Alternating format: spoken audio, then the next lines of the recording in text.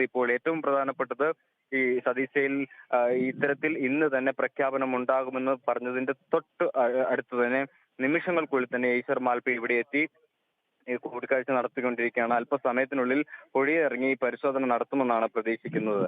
ലതീഷ്.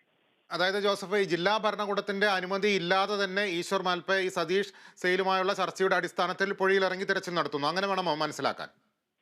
തീർച്ചയായും. അതായത് ഈ രക്ഷാദൗത്യവുമായി ബന്ധപ്പെട്ട് ചില അനിശ്ചിതത്വങ്ങൾ നിൽക്കുന്ന സാഹചര്യത്തിൽ, ഈ കാലാവസ്ഥ അനുകൂലമാവുന്ന ഒരു സാഹചര്യത്തിൽ എത്രയും വേഗം സ്വന്തം റിസ്കിൽ തന്നെയാണ് ഈ സതീഷ് MLA ഇത്തരത്തിൽ പ്രാദേശിക മത്സ്യത്തൊഴിലാളികളെയും ഈശ്വർ മാൽപ്പയും ഉപയോഗപ്പെടുത്തി ഈ രക്ഷാദൗത്യവുമായി മുന്നോട്ട് പോകുന്ന ഒരു സാഹചര്യമുണ്ട്. അത് സാധാരണ വാക്കുകളിൽ ഒരു ഹീറോയിറ്റിക് മൂവ്മെന്റ് എന്ന് പറയാൻ തക്ക രീതിയിലുള്ള ഒരു ഇടപെടലാണ് ഇപ്പോൾ കാർവാർ MLA ഭാഗത്തു നിന്നുണ്ടായിരിക്കുന്നത്. അതേസമയം ഉത്തര കന്നഡ ഡിസ്ട്രിക്ട് കളക്ടർ ഇതുവരെയും ഈ സംഭവവുമായി ബന്ധപ്പെട്ട ഒരു ഫോൺ കോൾ പോലും സ്വീകരിക്കുന്ന ഒരു സാഹചര്യം ഉണ്ടായിരുന്നില്ല.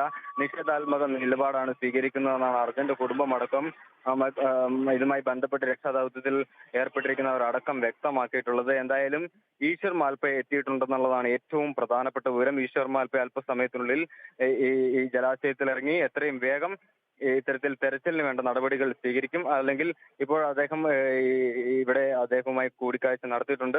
ഇതിന് ശേഷം ഇത്തരത്തിൽ ഈ പുഴയിൽ ഇറങ്ങാനുള്ള ഒരുക്കങ്ങളാണ്. അദ്ദേഹം യന്ത്ര സാമഗ്രികളൊക്കെ എടുക്കുന്നതിനുള്ള തിരക്കിലാണ്. ആയതുകൊണ്ട് തന്നെ എത്രയും വേഗം ഈ ദൗത്യം പുനരാരംഭിക്കുമെന്ന പ്രതീക്ഷയിലാണ് നമ്മൾ ഉള്ളത്. ജോസഫ്, ഈ പുഴയുടെ ഏത് ഭാഗത്താണ് ഇറങ്ങുന്നത്? നേരത്തെ ഒന്ന് രണ്ട് ഈ സ്പോട്ടുകൾ മാർക്ക് ചെയ്തിട്ടുണ്ടല്ലോ, അതിൽ ഏത് ഭാഗത്താണ് ഇറങ്ങുന്നത്?